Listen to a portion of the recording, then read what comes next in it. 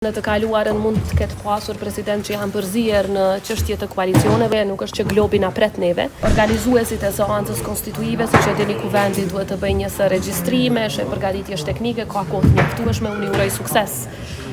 partive politike, ju uroj sukses Kuvendit Republikës së Kosovës që ai proces të shkojë sa më mirë, që është e mundshme dhe që konstituimi të kryhet po me atë datë mirë, po siç e dini, si presidente s'kam të drejtë vote. Dhe pavarësisht se në të kaluarën mund të ketë pasur president që janë përzier në çështje të koalicioneve, unë i konsideroj ato çështje partijake, që sipas kushtetutës nuk janë detyre imja, por jam besim plot që institucionet përkatëse, në këtë rast deputetët e Kuvendit të Kosovës, do të bëjnë çmos që kjo të jetë seancë e suksesshme. Është me rëndësi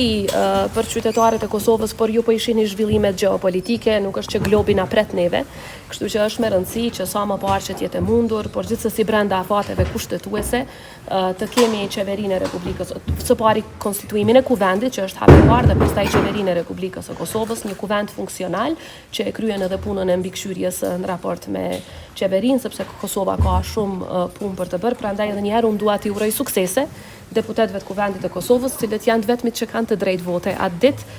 pas betimit, me shpresën që konstituimi do të jetë i suksesshëm.